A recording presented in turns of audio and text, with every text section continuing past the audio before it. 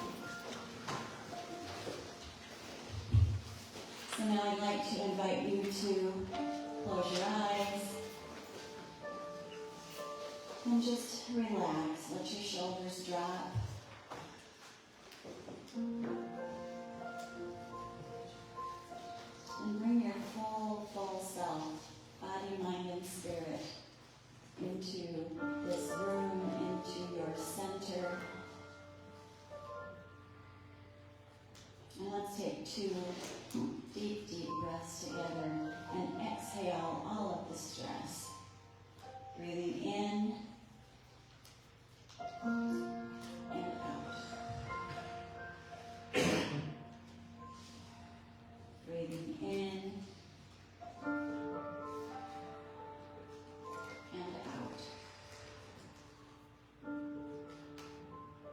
Let your mind drop down into your heart. And maybe place your hand on your heart to hold that attention.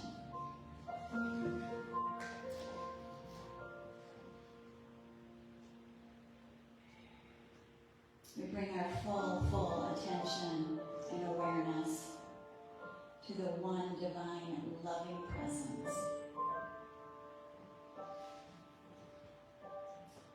The presence, the creative intelligence, our source, surrounds us and moves through us, as us, into this world.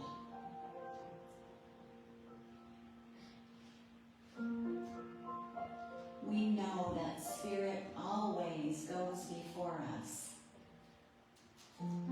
making perfect, straight, and easy the path of our experience. Nothing can obstruct the divine energy of love and light in our lives. We have total faith in our ability to manifest our deepest desires that are for the good of all. Our prayer then is one of affirmation and acceptance. We lift up our hearts knowing the divine will fill us to overflowing with all that is goodness and truth, with all that is love and peace and joy. We know that all is well, and together we say, and so it is. Thank you so much. And now I'm very happy to introduce our special music today, David Meter. We're always so happy to have him with us, and he brings to us this beautiful, beautiful flute music. It's so different, and it just penetrates our hearts. So let's give him a very warm welcome.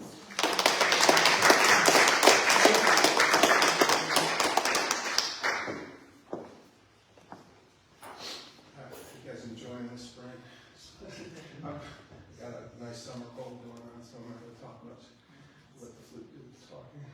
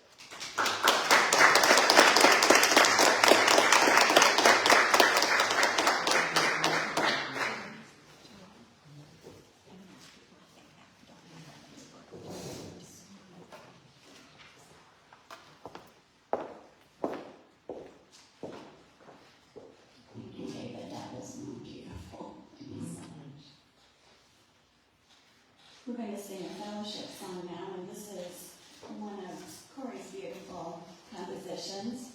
It should be in the front of your book, Love Surrounds Me. And if it's not, please raise your hand and Julie will get it to you. It should be right in the front. And if you would stand then when you've found it. And remember that after our song, we will welcome all of our neighbors and give them a nice namaste.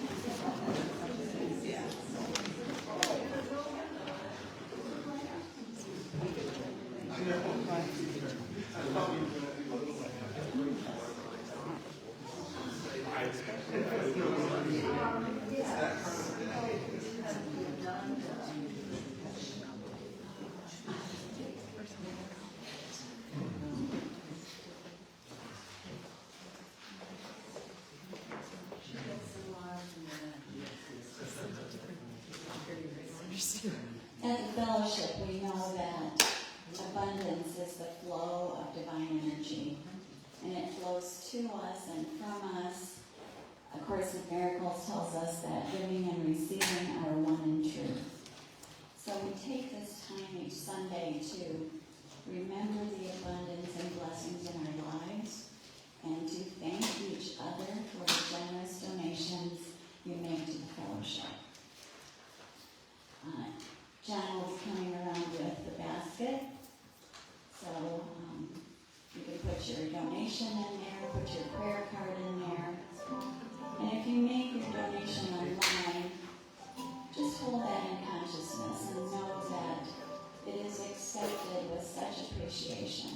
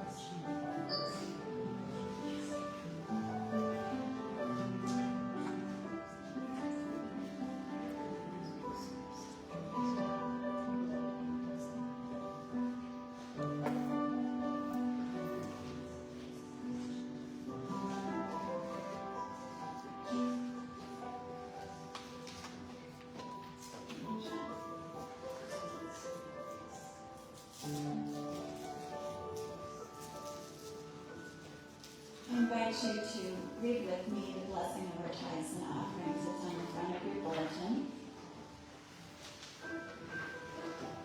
The light of divine love shines eternally, blessing and multiplying our tithes and offerings. I joyously give, knowing I always have enough to share and to spare. Again, thank you so much. And now I ask you to turn within again as we close our eyes as we pray for those who are named in the basket. And just go within. Allow your breath for a moment.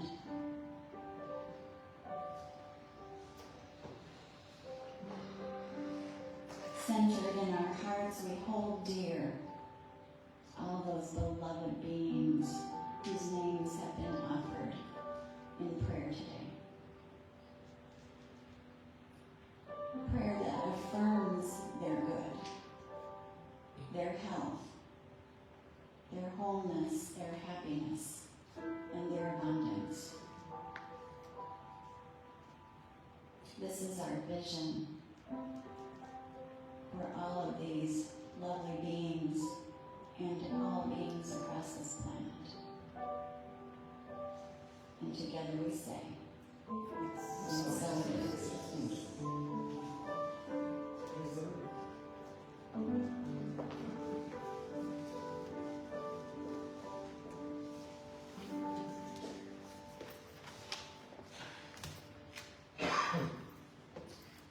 One more fellowship song to sing together.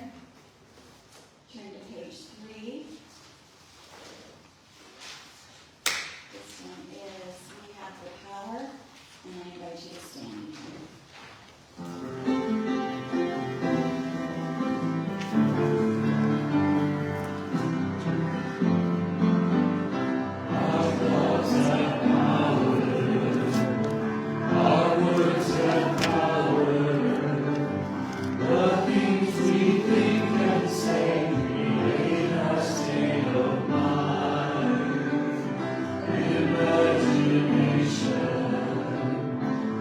We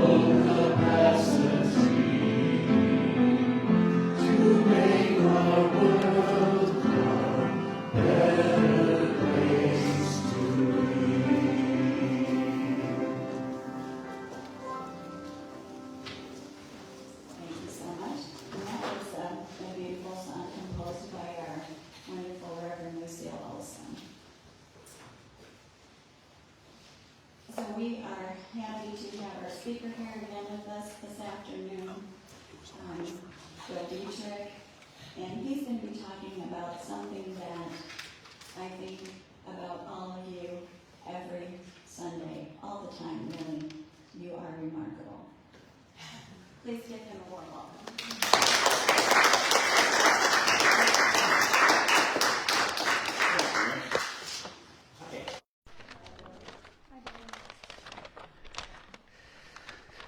I was in Arizona last week. I'd like to say it's nice to be back. It's nice to be back, but it was 85 every day and sunny there. Plus I was with family, so, but it's okay.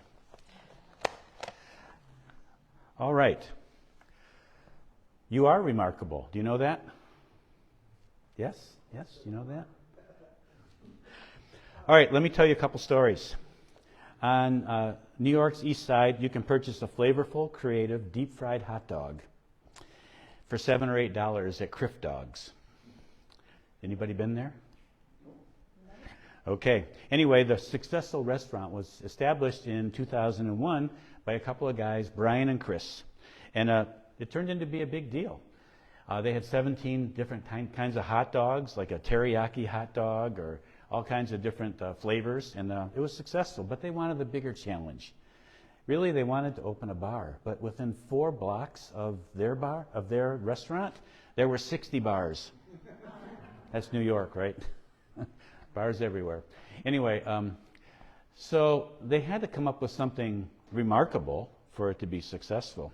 So in their hot dog place, they had purchased this old-fashioned phone booth, a wooden phone booth, and it had a rotary dial on it. And so they used that, and then the space next door, it took a few years, but that opened up for them. And they had an idea. So the idea turned out like this. Around 2007, the new bar opened. Customers would enter Criff Dogs, go to the back corner of the restaurant, go into the phone booth, pick up the phone, dial 2 on the rotary phone. A voice would answer and say, "Do you have a reservation?" And if the person said yes, they'd hang up the phone, and a secret door opened in the back of the phone booth and let them into the bar. So that was pretty remarkable. The secret door let them in, and they walked into a classic speakeasy, which actually became a big deal after that bar opened. They're all over the United States now, but this one was legal. In the past, of course, they weren't. People walked into this speakeasy, and it had stuffed animals, it had brick and wood. It was very classy. But the thing is, they didn't do any marketing for this bar. There was no sign out front. It was invisible. The only way you could know about it is if you happened to hear about it and go in through the secret door in the phone booth. At 4 o'clock or 3 o'clock every day, the reservation line would open up and people would call to get a reservation. By 3:30, the evening was full. And people would pick up the phone and keep dialing and dialing to try to get through. It was that successful. And by 2010, this bar was in the top 10 bars listed in the United States. Yet, there was no obvious presence of that bar. Do you know what the name of the bar was? Please Don't Tell. That was the name. And so when you had your reservation, they had this incredible cocktail menu. They brought in this cocktail master, and they had all kinds of original cocktails, and that's what kept people coming back, besides the novelty of going in through the phone booth and all of that. So, they were one of the top 10 bars, and when you were done, when you were ready to leave that evening, the waiter or waitress would give you a black business card, and in handwriting on the card it said, "Please don't tell," and underneath that was a phone number in case you wanted to tell. Obviously, people did. Well, every vision begins with an idea. A vision manifests with the confidence and the passion to act on it. And this is true not only when wild ideas like "please don't tell" that break all the rules come up, but when you're faced with circumstances in your life. My daughter, who I just visited in Arizona, is a physical therapist, and she works with amputees. And one of her patients, who's also a friend of ours, her name is Norma. Several years ago, Norma parked her car to help a stranded motorist. She turned around the corner, she got out of her car, and as she was walking to help the person there, another driver sped around the corner, hit Norma, and dragged her 200 feet. Somebody had to yell at the driver to stop. I don't know what was going on there, but anyway, she was rushed to the hospital with multiple broken bones, abrasions, and lots of burns all over her body. She lost both her legs, and she was not expected to live, but she did live. So what vision did Norma have that kept her going? Well, she had 4-year-old boys who were twins. She had a 9-year-old daughter, and she had a husband. It was her family. She didn't want to leave them. She wanted to be there for them. So she experienced multiple surgeries, skin grafts, and lots of pain over a period of about 2-3 years. She learned to use her prosthetic legs. Her legs were off about right here, so she had, I guess you'd call them stumps, but they were enough to be able to work the prosthetic legs. A couple of years ago, I took a walk with Norma and several other people. She covered the 1.5 miles, almost unassisted. She had to take a break once during it. And I saw how she worked. She had little hand crutches, and she's amazing. Not only is she amazing, she's remarkable. She's a remarkable person. So what's your vision? What are you here to do? What's your purpose in life? What's your calling? These are important questions to ask. It's not always about a profession or a job. It's about, why are you here? You could be anywhere in life. You could be the beginning of a career, in the middle. You could be retired, not even thinking about any kind of work. But you're still here for a purpose, aren't you? What is your calling? Ask the question. Become silent. Listen within. And keep asking it every day if you have to, until you get an answer. And it'll come. I mean, I've been through times in my life where I wasn't sure, and I asked every day. And I'd write down whatever came to me until I got an answer. So the question is, again, what are you called to do? I should go back to the word remarkable, because I said that you are remarkable, that you have a calling. Remarkable is defined as being of note, something worthy of your attention. You are of note. You are worthy of at least someone's attention, if not more than one. Some of you are very familiar with a number of years ago when on the TV show Britain's Got Talent, when a woman came out on the stage, and she didn't look like a singer. She was kind of frumpy looking, actually, wearing like a house dress. Not much makeup, not very impressive, and she was super nervous. And literally, when she said that her dream was to be a professional singer, you could see people in the audience were rolling their eyes, and some were even laughing. But the music started, and when Susan Boyle opened her mouth, people were blown away. Her YouTube video of that performance had 300 million views. And you've all heard of her, of course, by now, and you've heard her voice. She was remarkable, but nobody could see it until she let it out, till she had the guts to stand up on stage and to do something about it, even though she was scared to death. You are called to be someone, to play a role, maybe several roles. It can be anything: entrepreneur, president, somebody's caretaker, parent, grandparent. We're not talking about scale here. Scale is not really important. Everyone's different. It's still what is important is that you play the role regardless of the scale, because there's something remarkable within you. In a spiritual sense, it's the Christ within you, and it needs to express. It's here for a reason.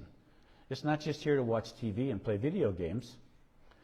It's here to express in some way. There's something remarkable about you. And whether or not your family, your friends, your associates, people that know you, whether or not they can see it or they approve is irrelevant. I mean, it's nice if they do, but if they don't, It's irrelevant. So what is it then? What is it that you have that will help you to shine?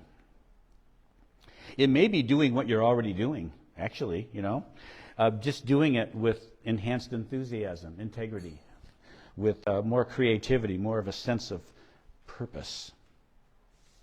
And whether your expression affects millions or one or two people, it's still remarkable. And you do remarkable things because you are remarkable. That is, you don't have to necessarily overcome a tragedy. You don't have to build a business. You don't have to be a professional singer. You don't have to set a world record. Just be you. Really, it's as simple as that. Be you. Determine, understand who you are. Be the person who possesses integrity, an open heart, and wisdom. And with these qualities, we all have the potential to be remarkable, to show our remarkability. Because really, your presence alone is remarkable. It's not even about doing. When I talk about Norma or Brian and Chris or Susan Boyle, they're not remarkable because of what they accomplished. They accomplished what they did because they're remarkable. You get that? It's not about what they did so much. That's just the evidence that shows us that they stepped up and they expressed what was inside of them. So what's inside of you? Are you holding back on us? I hope not. Are you complaining that the world's not allowing you to be remarkable? Because that's not true. The world has really no say in the matter. It's about you. It's about you expressing, you going deep inside and finding out who you are. And here's the thing. When you truly realize your own remarkability, then you start to see it in others. And that's a cool thing, because when you see it in others, then you help to draw it out of them. You help them to be the remarkable person that they are. A few weeks ago when I spoke here, I made a statement that your opinion of somebody is your vision for that person. That's true. If you have a positive view of someone, then you help to draw out that positive part of them. And if you have a negative view, then you are complicit in their negativity. Your negative opinion makes you complicit. And I'd say any negative opinion you have of anybody in the world, if you're feeling it, if you're angry or upset or hurt or resentful or whatever about anybody, whether it's a public figure or somebody in your life, if you're nursing that kind of feeling, then you are complicit in their behavior, because we all affect each other. So can you instead look for what's remarkable in other people? That doesn't mean that we don't draw the line with people, that we don't have boundaries, that we don't hold people accountable. Let's say you have a teenage child or grandchild, and they're smoking, they're vaping, failing in school, and their room is a garbage heap. That's not an uncommon story, right? No. Not at all. Anyway, you have to hold them accountable. You have to tell them to clean their room. You have to take action sometimes. However, do it from a place of seeing their greatness. Not from a place of being sarcastic or critical, but from seeing their greatness. Anybody that you do that with, if somebody who's your employee, your friend, your boss, whoever they may be in your life, if you're holding them accountable for something or you're drawing a boundary, do it from a place of seeing their greatness.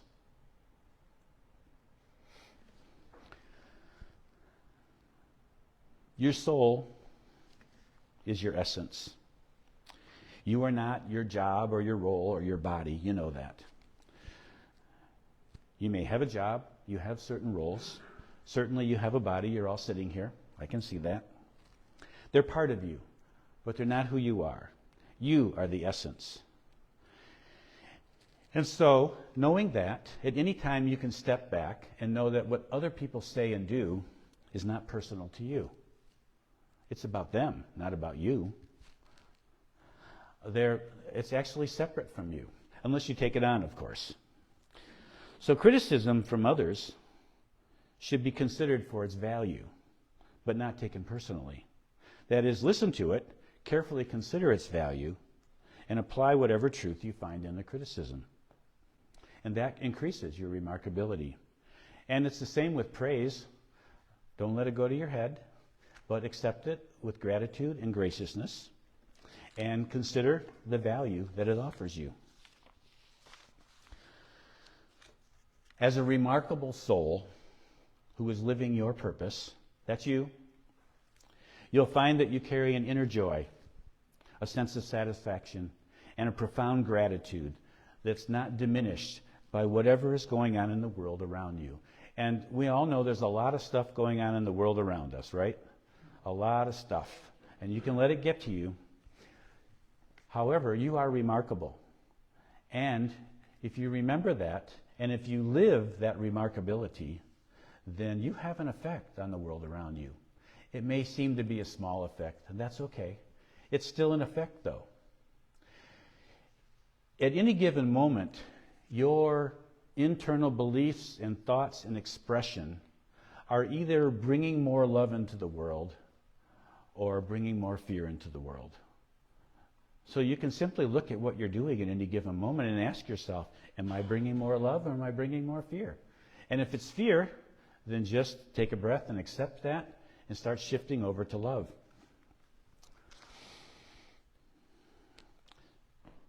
So there's a secret door to the inner you, to your soul.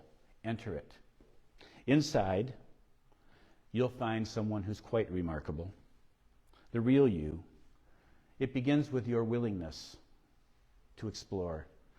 And then it goes to your intention to actually be that remarkable person that you are. And then you commit yourself to being that person who is you. And through discovery and practice, you learn to listen to your inner voice with a sense of certainty.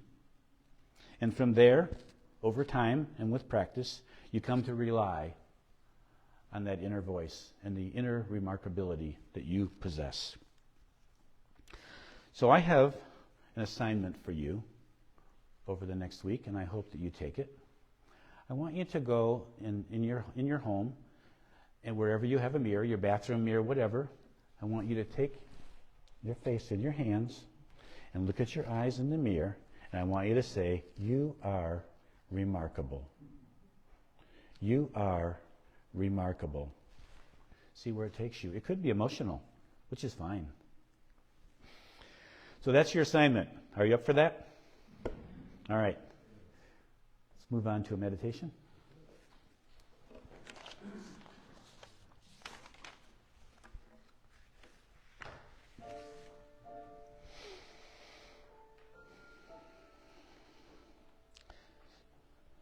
Be comfortable in your place where you are, whether you're here or at home. Take a deep breath, pull it down to your belly area. Hold for a couple of seconds, then let it go. And then do it again, breathing in deeply, holding on for a couple seconds, and then letting it go slowly. Breathing in that rich oxygen, letting it flow throughout your body, enlivening and energizing every part of your body. Breathing in. As it said in the book of Genesis, Elohim, or God, breathed life into the first human soul. And so with each in-breath, the Spirit of God breathes into you. And you are filled with life. The gift of life is yours with every in-breath. So breathe in now. Breathe in life. And do it with gratitude. Hold it for a second. Treasure it. Embrace it. Then let it go. Breathing in, breathing out. Your body, of course, is remarkable. Basically runs itself while you're thinking about other things. Your autonomic nervous system runs the show. Your consciousness holds it up.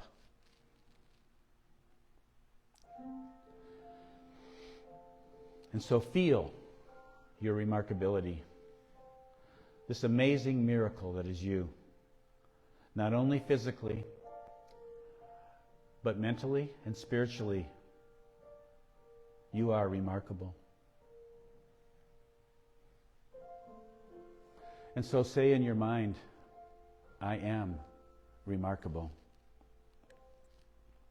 I am remarkable. I am remarkable. And so think, what would it feel like to be remarkable? To know with absolute certainty that you are remarkable. How would you be sitting in that chair? What would your posture be like? What would the expression on your face be if you absolutely knew without a doubt that you are remarkable? How would it feel inside your body to celebrate your remarkability? Let yourself feel it. Give yourself permission to be remarkable right now. Feel yourself being energized and enlivened by your inner remarkability. Feel yourself being healed and made whole.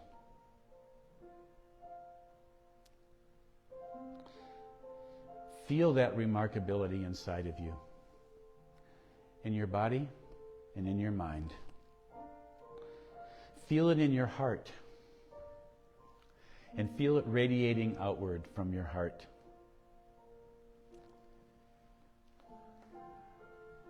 The physiology of your heart allows you to radiate electromagnetic frequencies up to 15 feet from your body. See in your mind that happening right now, the frequencies of love radiating outward from your heart. You are a radiating center of love and light. Quite remarkable. Now I'm going to ask you to do something a little different. I would like you now to slowly open your eyes. And with open eyes, I would like you to stand up, please. Please stand up. And take a deep breath. And again, feel that inner remarkability. Feel that energy, that love flowing through you. And say in your mind, I am remarkable.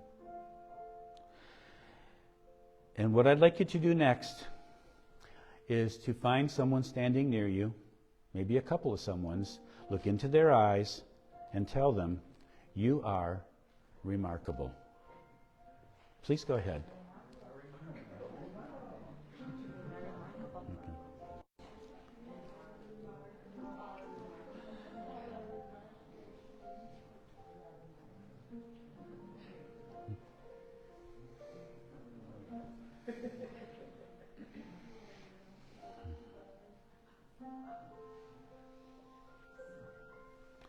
Thank you for that. Please have a seat.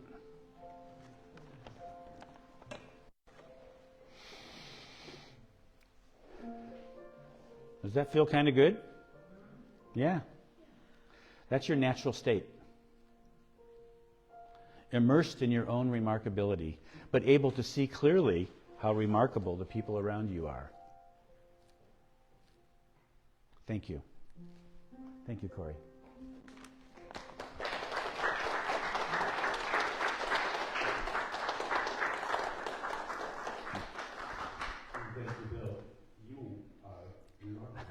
Thanks, Corey. On page 35, we sing together our thoughts, our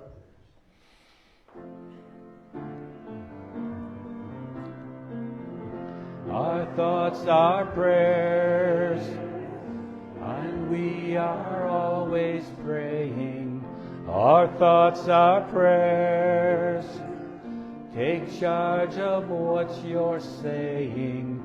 Seek a higher consciousness, a state of peacefulness, and know that God is always there. and every thought becomes a prayer.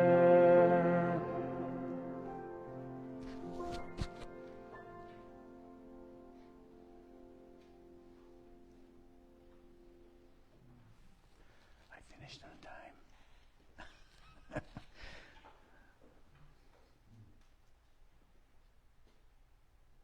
You guys are remarkable. And really, that talk was right aligned with what I'm feeling myself today, this weekend. Dealing with some grief. I had some major passing in my life, and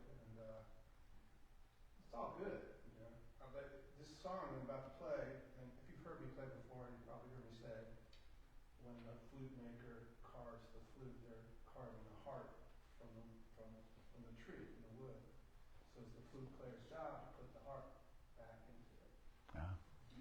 And so the song I'm about to play is called Crossing the Bridge. This came from me and my soul at my mom's funeral about 12 years ago. And I found that love energy is a lot deeper than we really understand fully. And to cross the bridge, when they say, you know, love solves all problems, and you can see your relatives, all these things, it's all true. But there's a depth there. And what I found that it's kissing cousins between the grief and the joy. It's like all in there together in that heartbeat, all in one. It's a depth to it. So I want to try to share some of that with you.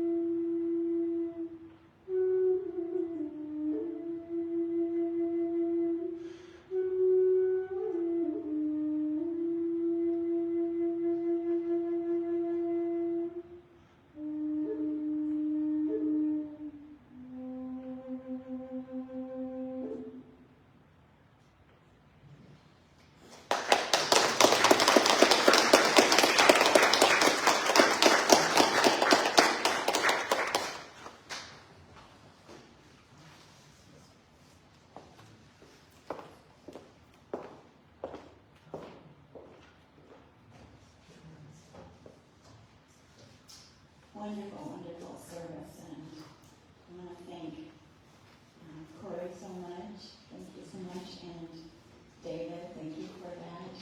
Beautiful, beautiful music, and explanation of where that came from. Thank you.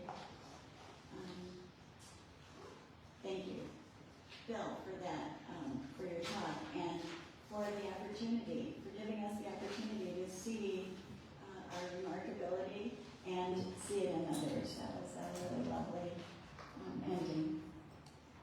So thank you all for being here. Thank you for joining us online. I just have a few announcements here. May is kind of busy, so hopefully you'll join us for some of these activities and events. Starting on May 6th, which is a Saturday at 7 p.m. This isn't ours, but it's the Peace Education Center. 7 p.m. at the Allen Street Market. It's called Mother's Day for Peace. So they're having live music, and then they're having, what's the name of the woman? Who is she playing? Julie Ward Howe. And she's talking about the history of Mother's Day. Yeah, yeah. So it sounds like a really wonderful program, something you might want to go to and take your children with, or take your mother to. May 7th, which is that Sunday, we're going to sequence Waldemar Walk at 12:30, and then May 20th at 11:30 a.m. we have our spring brunch fundraiser at the fellowship office, and I'm really looking forward to that. I just watched the announcements and future announcements here for more details on that. And also on May 20th at 2 p.m. at the office, the Deaf Cafe. After our Peace Circle, and our closing blessing, I just want to remind everybody that there is a lot of really wonderful food in the social hall. So please join us, and we'll have some more together time. So let's get into our service. Yes? Does it sound bad that I come up here this time? It is, but she's changing the date, and I have to double check on it. It's late in the month. Thank you, Craig.